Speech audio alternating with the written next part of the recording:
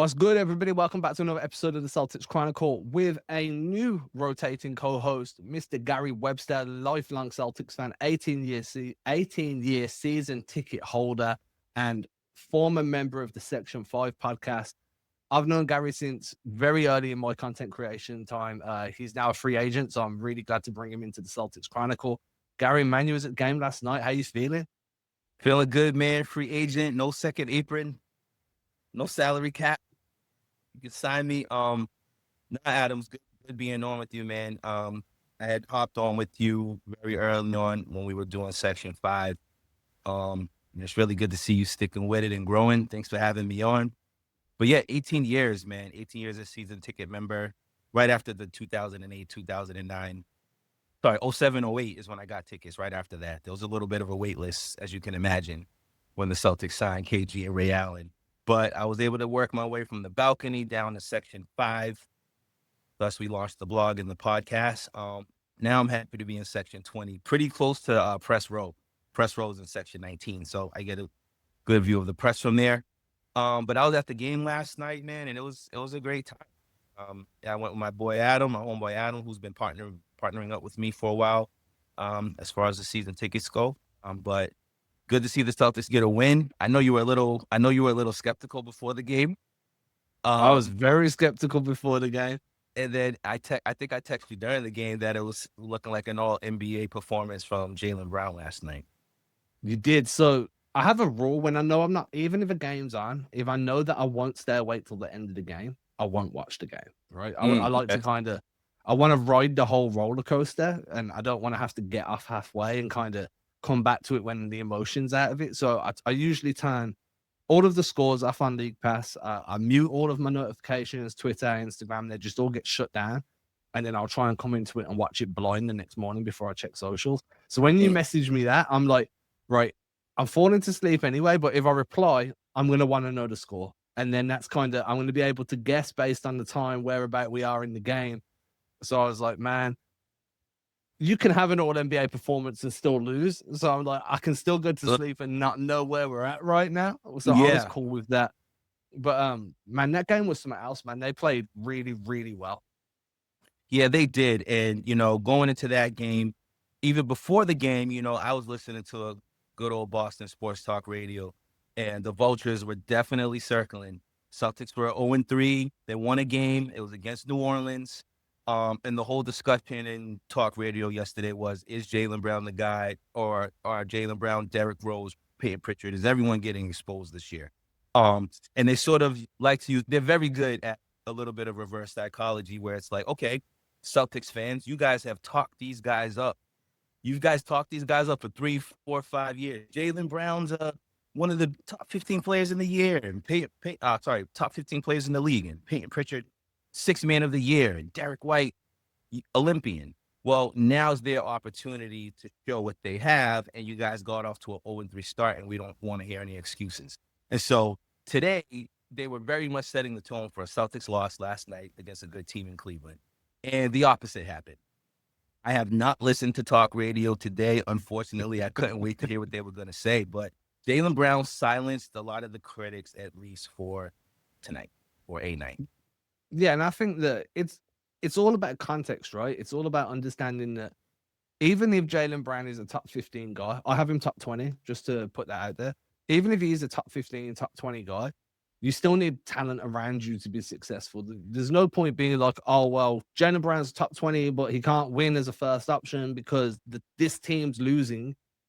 Well, yeah, but you put anyone in this team with the front court that it's got and then ask them to be consistently good, that's going to be difficult, right? But then you come up and they play the way they played last night, where the intensity was there from jump on both sides of the ball. Everybody was rotating well. Pinching was going really well. They were sending gap help early. And Jaylen was kind of the spearhead of that offensive movement. Well, then you're going to win, right? Because you've got one of the best offensive guys on the floor. Now, what I've really liked about this win over Cleveland, and you were in the building, so you're going to have got like a much better feel for where Cleveland are in slowly getting back to where they were last year.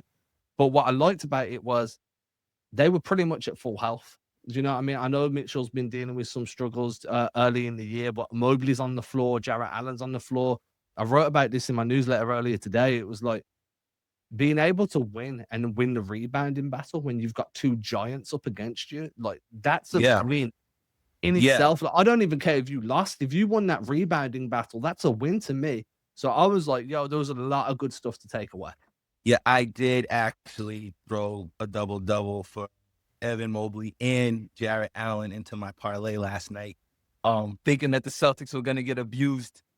And I was almost there. I had 30. I had Jaylen for 30 points though. So I knew I expected a big one from Jaylen last night.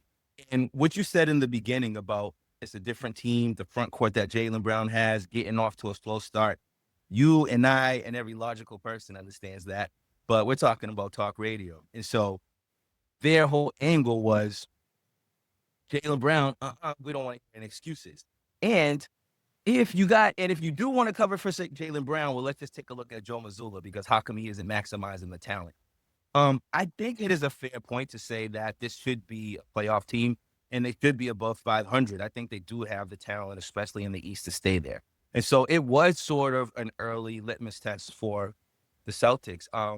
Believe it or not, when I go out to games, I always feel like I need to go home and watch the game again, because without the TV production and the broadcast and the replays and sort of the having that, you have a different perspective of the game. But one thing me and my boy Adam sort of were cognizant of halfway through the third quarter is that Donovan Mitchell hadn't scored since the first quarter.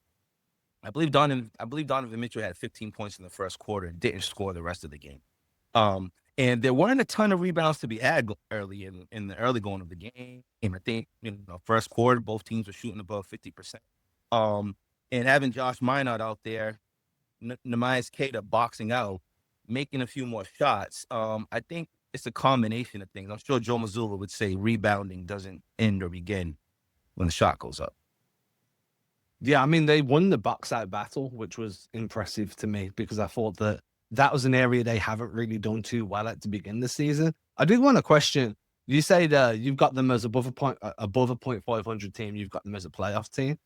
Do you think that's the right approach for them, though? So the biggest argument right now is you can make the playoffs, you're going to get bounced no later than the second round. That's pretty much where their ceiling is this year, is the second round. In my opinion, I think so?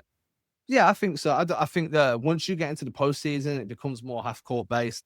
The lack of big man depth, I just don't see how you can shut a team down for 7 games when they're adjusting for you, when you just do not have any front court talent, really. Like, even if Jayson Tatum comes back, he's not going to be a top 5 Jayson Tatum this year. That's going to take some time to build back up to. And even if they do, right? Even if they do make it to the finals, and they just exceed all expectations the same way Brad Stevens did, do you see that as more valuable than tanking? Well, not tanking, but like I call it managed decline. Do you see it as more valuable than managed decline towards a draft pick? You want to be, if you have to back into that spot, you want to be the San Antonio Spurs. You want to have readily available stars who happen to miss time due to injury, and you fall into a tank and you fall on a David Robinson or Tim Duncan or Victor Wembanyama, and then all of a sudden you still have the infrastructure of a good team around them. I think that, whether or not, well, let me ask you one question. Who do you think was the favorite coming out of the East going into the season? Who would you say was the favorite coming out of the East? Probably, I had New York as the number 1. Second favorite? Cleveland. After New York. All right. I was hoping you said Cleveland number 1, because I was going to say, well, we just beat them by 20 points last week. But I think the way that the East shapes out, there's no Miami Heat. There's no, 2010 Miami Heat. Or no, there's no 16 Golden State Warriors.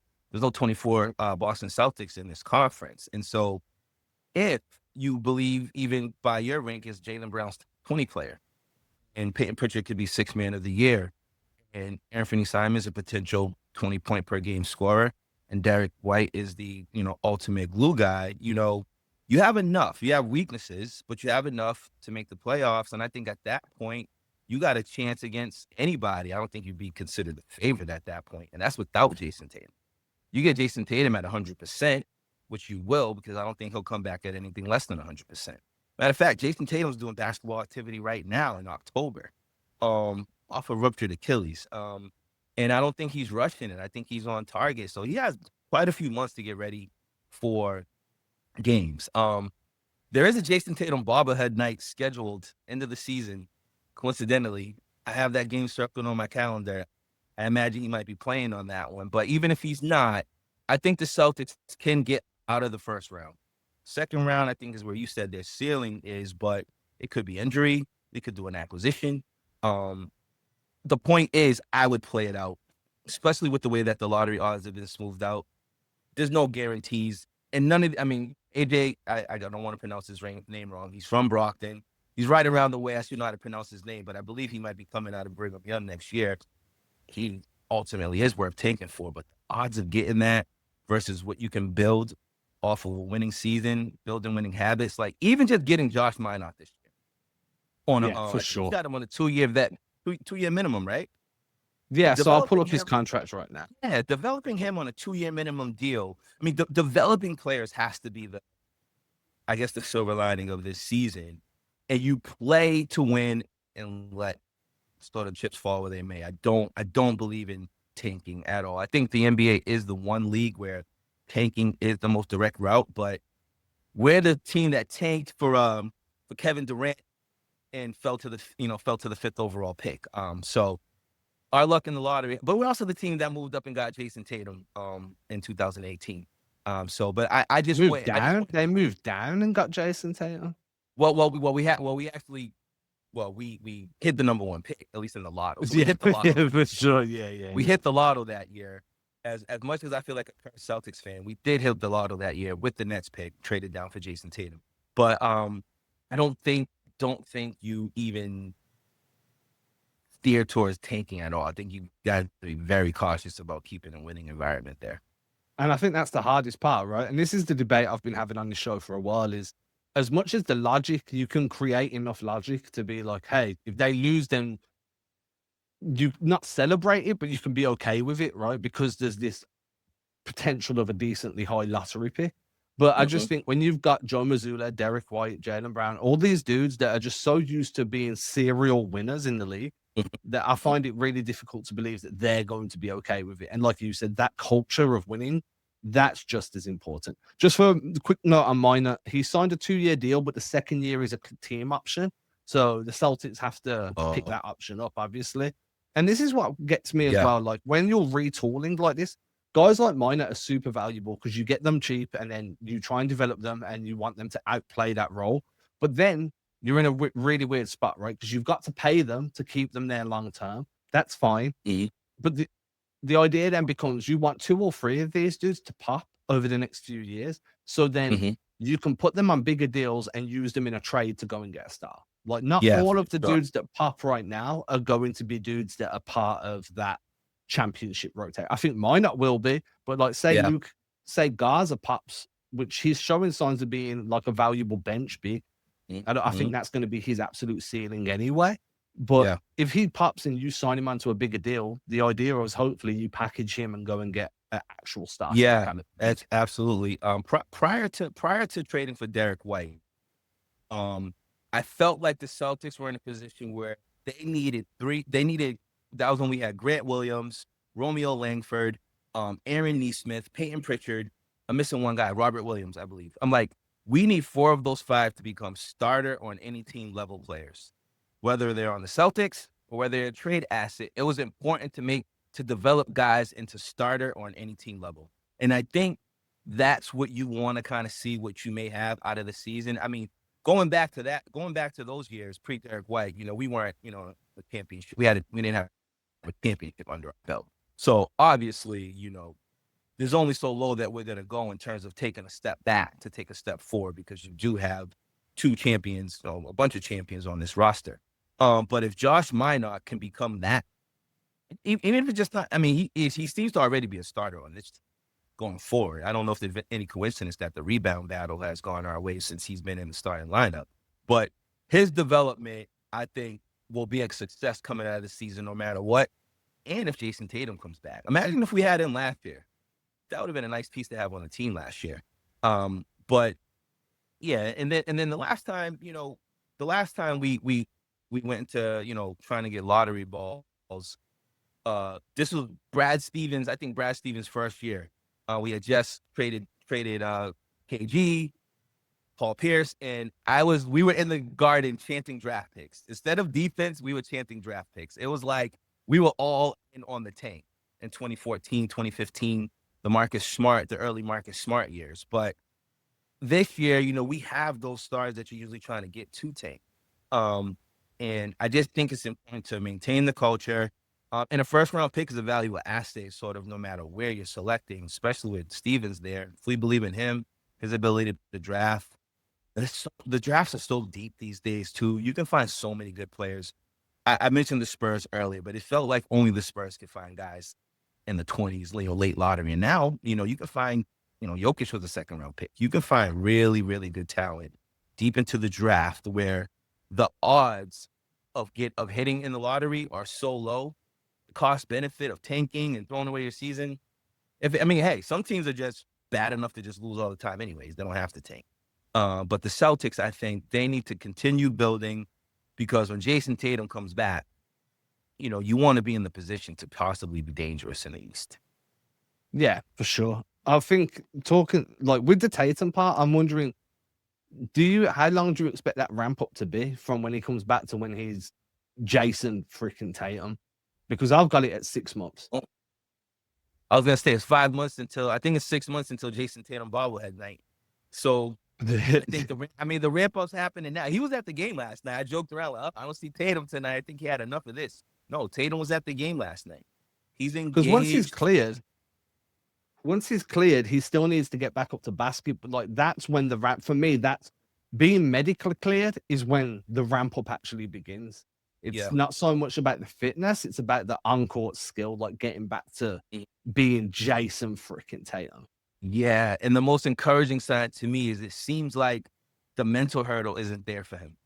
Yeah, that was out. For sure. For most players, they, to an extent with surgery and the way things go today, physically you can get close to 100%, but mentally it's hard to get over that hurdle, especially if you've never had a major injury. And I think Tatum happening in New York and being able to have that surgery so fast to begin the recovery process, it seems like mentally he's in a really, really good space. When we saw Jayson Tatum doing a round of media interviews before the season started, you knew that he was in a good place physically. Yeah, because he's not putting himself in that position if he's feeling mentally or physically. If he's not feeling it, he's not going to he's going to protect his peace. Talking of draft picks, you were mentioning how deep the draft is, and the Celtics have this is kind of like, I know I broke this to you before we started recording and kind of ruined your reaction here. But the Celtics, about 2 hours ago, I think the news broke, Michael Scotto from Hoops Hype put it out there that the Celtics have picked up the team option on Baylor Scheierman for next year. Just to put it out there, Scheierman has a team option for the year after as well, but obviously the Celtics have enough time to kind of make a decision on that down the line. Scheierman was a guy they picked up 30th in the draft last year. Showed some flashes. Definitely one of those, I like to call them high floor, low ceiling guys coming out of college, like multi-year college dudes. Never going to be a star, but could be a great utility pick. Struggled bad over the summer and to start this season. How are you feeling about him? Do you feel like he's somebody that can eventually develop, or do you feel like this is one of those we took a shot on a guy that was late in the first, and however it turns out, it turns out?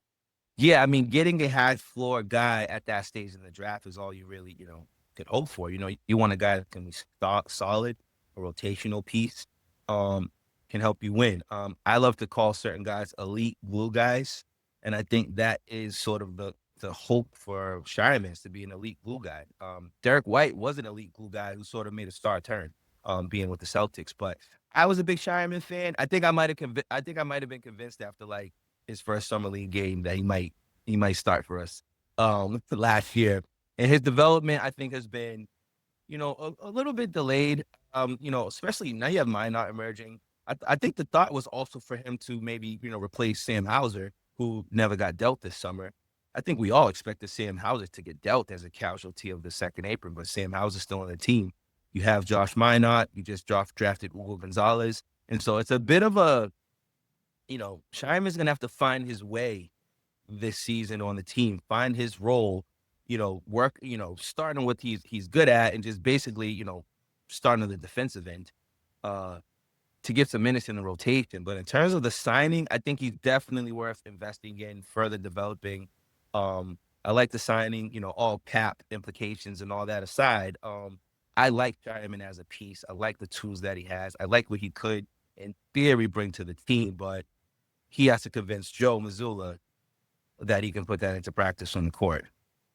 Yeah, that's the hardest part, right? Like the Sam Hauser of it all was that was meant to give him the minutes, but obviously from the start, I was against trading Sam all summer anyway because I like to call him one. Well, he's one of the best catch and shoot threats in the entire NBA, and Yeah. getting rid of a guy like that when you play a 3-point heavy offense is just counterproductive.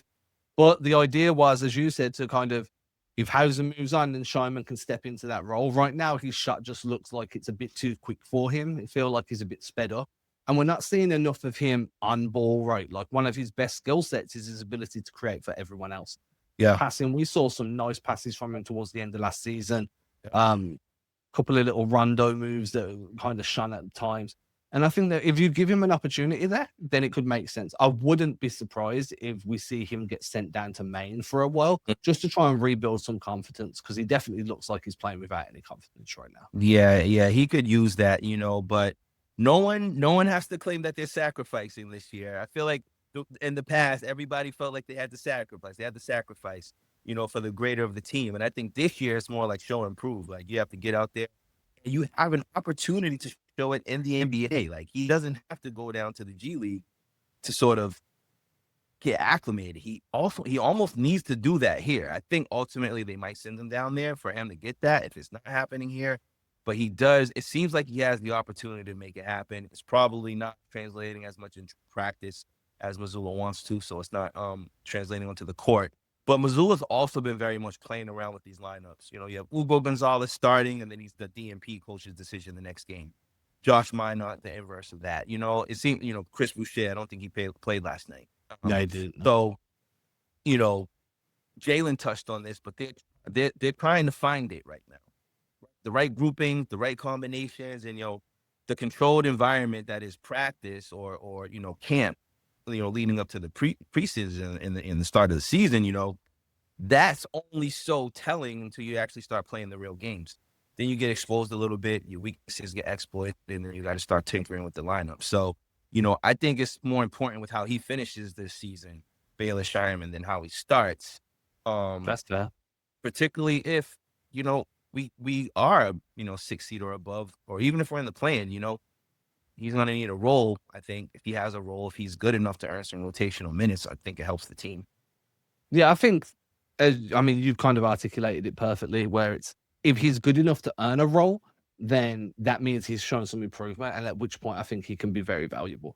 The way the Celtics, or a trade asset, especially now that you've picked up that extra year. I just find it difficult with a lot of these guys like Minott, Shyman, Garza is their contract value is so low that seeing them as a trade asset right now, it's like, well, you're just going to be trading them for another dude that's on the fringe of, unless you're like packaging them with somebody as like a throw-in to make the money work. It's like, damn, even if Josh Minott popped and was like a borderline all-star this year, then you couldn't. The contract won't get the contract won't get you the return. And that's why it's like, any of these guys that pop are at least a 3-year project where you can re-sign them onto a new deal, have them for a year on that new deal before making a decision about a trade. So it's really tough, man, in terms of like seeing them as an asset versus seeing them as a developmental piece, because you want to see them as both at the same time. But the cap situation at the minute just doesn't allow you to do that. But I agree. I think Shyman's skill set is more diverse than some of the other dudes on the rotation. I think he could be one of those like point forward, jack of all trades, master of none kind of guys. But it's just whether or not he figures it out, right? Because he's definitely struggling with the pace of the game. I think he's struggling with the physicality a little bit. You see it when he gets into the lane, he kind of gets pinballed around. It's just going to be an adjustment period. What I like is that most developmental talents take their leap in the third year. If you're a non-star, if you're just like a standard rotation guy in the league, your biggest jump should come in your third season. So by picking that contract option for the third year, it's like, all right, so we're going to let you work through what you need to work through. This is like a sophomore slump, even though you didn't really Yep. play much last year. Yep. But we want to see what you can do in year 3, and then Mhm. we'll make a decision based on that. So that's kind Yeah, of why which I'm is okay with it. which is partly why I feel like how he finishes this season is going to be the most Super important part, important. because Yeah. he needs to finish strong going into your 3rd year. At that point, sometimes your reputation may get a little baked in, and you become sort of, cornered as what type of player you are. And I feel like you see it as well. Look at someone like Romeo Langford, where we knew, and I mean, I was the king of Romeo Langford Island. I'm still on there. It's just me now. The Romeo Langford left Romeo Langford Island. But Yeah. I was big on I think I might have been a big Romeo Langford hater. I got to that point for Romeo Langford, but he was on my starter on any team potentially this is what I'm list. saying, dude. But when you look at But it, it turned out that it was enough for us to get Derek White. The yeah. the idea of Romeo Langford was enough for us to get Derek White. And Um, that's the point of trading draft picks, right? You're selling a dream. You're not selling a play. Like, that's why a pick is always more valuable before the draft, because you're selling a dream of what that pick can become. yep. And they did it with Romeo. You are right. The thing is that Romeo is probably the closest thing to Baylor that we've seen in terms of just a diverse, skilled forward that can. I mean, Romeo was a bit more athletic. He had some more. He had an extra burst, extra bounce as well. But overall, they're very similar in terms of they could pass, they could dribble, they could rebound, they could do a little bit of everything, but they could just never figure it out. And I do worry that Baylor could go down that route. Yeah. Unfortunately, the idea of Romeo kind of got stuck in high school. Danny saw him play in high school and just kind of like, I speaking my old high school right here, Boston Latin, but Danny saw Romeo Langford play in high school, and he romanticized that version of Romeo Langford and thought it would materialize in the NBA. It never did, but it was enough to get Derek White. So thank you, Romeo. But Payton Pritchard, I think, is probably a starter on most teams. Starter on most teams, but maybe a better as a 6th man on some. At that time, we had Grant Williams, who ended up being a starter in Dallas. Rob Williams was a starter. Aaron Nesmith, the idea of Aaron Nesmith actually seemed to come to fruition in Indiana.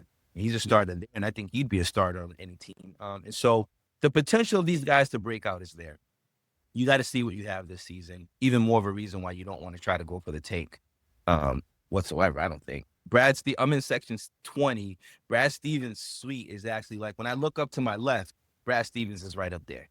And so I was kind of like taking a temp check on Brad Stevens after every turnover, every missed shot. Dude was even Stevens the whole time. He never like rolled his eyes, you know, pissed. Like, he was basically just there watching the game, evaluating the players. Like, obviously he has a lot of work to do this season. So, and Yeah, going for forward sure. to help rebuild the contender around Tatum and Brown. So I think Minott's a keeper.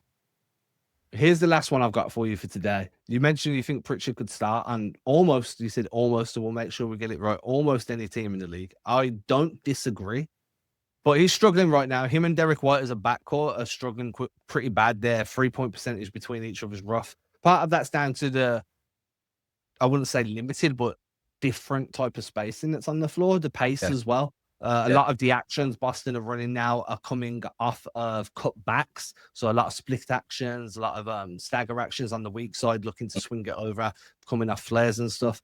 But it's just a different way of generating shots that they're going for at the moment, plus the lack of spacing. But are you at a point yet, or do you think you're going to get to a point where you're like, and this is where I was during the summer, hey, Payton Pritchard is proven as the best 6-man in the NBA. Let's put him back onto into the second unit, bring Simons into the starting lineup, and let's see if we can get a little bit of a balance between him and Derek White, because now Simons is proving he doesn't need the ball as much. So White can then kind of dominate the rock a little bit more in the half court, and then Pritchard can come off the bench and be that energy guy. I'm just not sure whether you're on board with the Derek White, Payton Pritchard backcourt. Yeah, Payton Pritchard. I think one of his challenges of breaking through and getting into rotation is lots of times he just got lost in the paint and couldn't get past anybody or over anybody and just got stuck there. Pick up his dribble, and now he's just on the island. Now he's very good at slowing down the dribble, using his body and leverage, and leaning into the defense to get a shot in the paint. But it seems like that's most effective for him late in the shot clock versus now some of that action, some of that action that Payton Pritchard would get late in the shot clock, that's happening early in the shot clock. That's all he's getting. And he's getting lost there. I thought just in terms of continuity, Simons being the new guy, giving Payton Pritchard an opportunity that he would be the starter.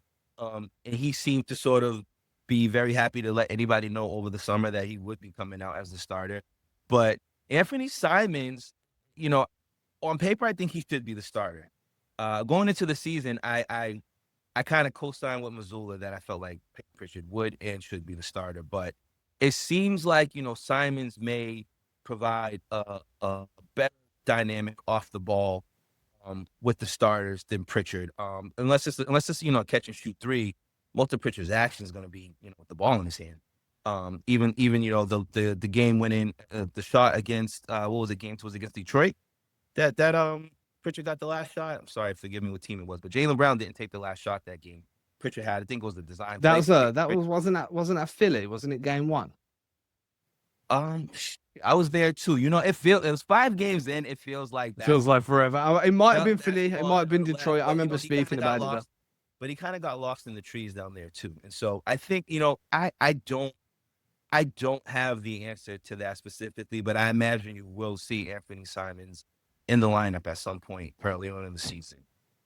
Yeah, I feel like the way I've been kind of compartmentalizing it is Mazzulla's been quick to rotate guys when he doesn't feel like it's working in the front court. So I'm wondering how much rope he has for the White Pritchard before he's like you said, let me see how that partnership with Simons works, just because I do feel like it provides more balance, puts Pritchard back into a role where we already know he excels. The only downside is Pritchard has been exceptional in terms of playmaking to start the season.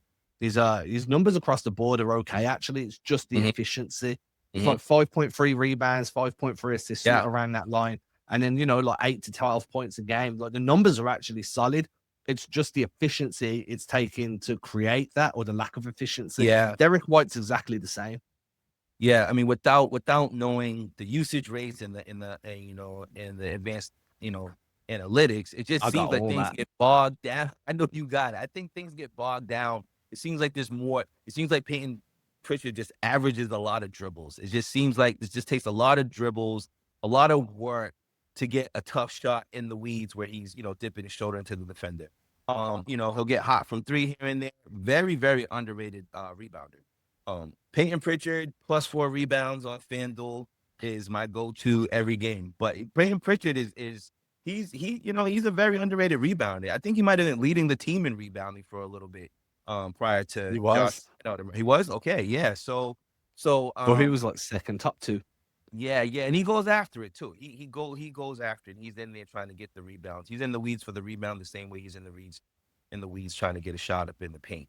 And so, I think the front court is probably more of a issue in solving right now than the back court.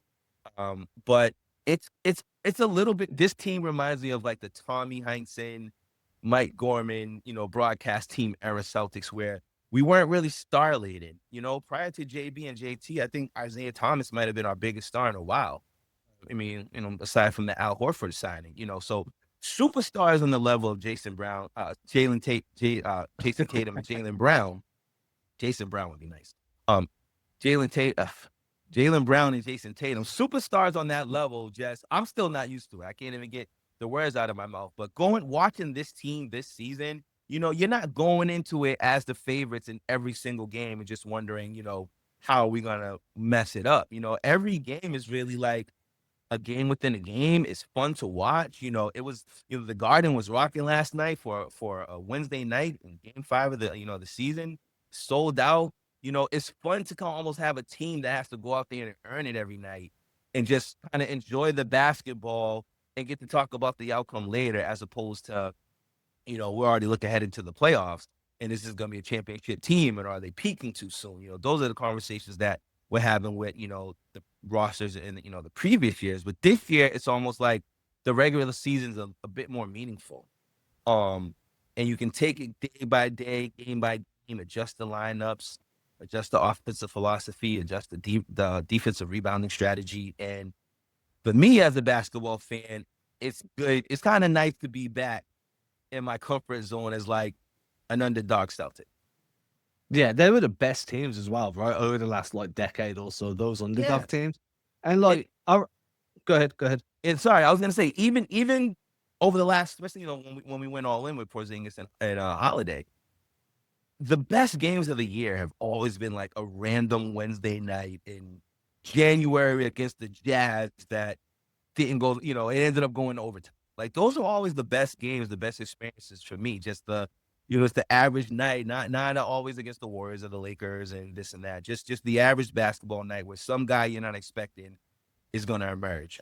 Like a Minott or Hugo Gonzalez having his moment. Like though that reminds me of like this would have been a team that Tommy Heinsohn loved. Maybe not the threes. I don't know how he would have reacted to all the threes, but hustling, defense, getting up and down the court, like that's what I'm looking forward to this season. Man, and I wrote about this to begin the season as well. Just a shameless plug. Make sure you head over to the CelticsChronicle.com, subscribe for free, and you'll get my emails every day, or most days. I'm not going to guarantee every day, most days. But one of the things I did write was the best thing about a season like this, on top of like the basketball actually being fun because you're coming into the season, get every game not knowing what's going to work out, is every win matters, right? It's meaningful. Every player development, like this whole Josh Minott conversation. We've touched on Josh Minott about 5 times in 40 minutes. Why? Because It's nice talking it about matters. Yeah, But yeah. it matters, right? Because it's like, hey, how important can he be now? How important can he be in a year? And then is he going to be a piece of a championship team or a piece that gets you closer to being a championship team? And these Exactly. little intricacies, that shit is so much fun because you're back on the road to getting there, right? And if you speak to anyone who does content or whoever does anything, like you in your industry as well, the journey is more enjoyable than the destination. It's more enjoyable to look, and they're back on that journey, so we're on that with them. So to me, that's always so much fun. It gets boring winning 80 games a year. Yeah, and I think the fan base last year was a little spoiled, going into the playoffs. And I sell a lot of my tickets. You're allowed to sell a lot of your tickets through Ticketmaster and the Celtics, but going into the playoffs, everybody was kind of like, talk to me when you get to the Eastern Finals. And I'm like, guys, first of all, this is a once in a lifetime type of team we have this year. Probably won't have that team next year. But even if we were able to keep the exact same roster, like none of that success or anything is guaranteed. And last year it was almost like there wasn't the joy in like the regular season random victories. Unless we got the folks who like to get their shots off on Twitter or X. Those folks will enjoy a win. You can get your shit off. But in terms of actually just a meaningful regular season win, like that was as meaningful as a regular season win last night in October that I think the Celtics have had in many, many years. Like that was a big win last night against Cleveland. It was an important win, not only for just record wise and going, winning 2 straight, but just changing the tone, changing the narrative, finding something in guys. And that's game 5 on a Wednesday. And that's just fun to see, over the next, 78 or 77 games. Yeah, I think it's one of those where you're going to be far more happy and far more pissed off depending on how the night goes all year through. And that's the point, right? It's meant to make you feel something, right? Like I'm pretty fortunate because I'm so far removed. I don't have like the sports radio like poison in my brain. You need it. No, I don't. You. I could turn my VPN on and then I could just listen to it that way. But I choose that. I get so angry, dude. So I choose not to do so. But the good thing for me is like if I get pissed off, it's more, I'm watching these games at like 5 a.m. my time, 6 a.m. I'm waking up early to get them in. So if I get pissed off by 9 a.m., I've done the school run, cuss someone out in the traffic, and I'm back and I'm chill again. You know what I mean? I've got past it. So I'm okay with being pissed off a few extra times this year because I know that the ups are going to be worthwhile. Yeah. With that, everybody, I want to say thank you to Gary. Make sure everyone's showing Gary some love in the comment section. Make sure you go and find him on socials. Gary, what's your social of preference?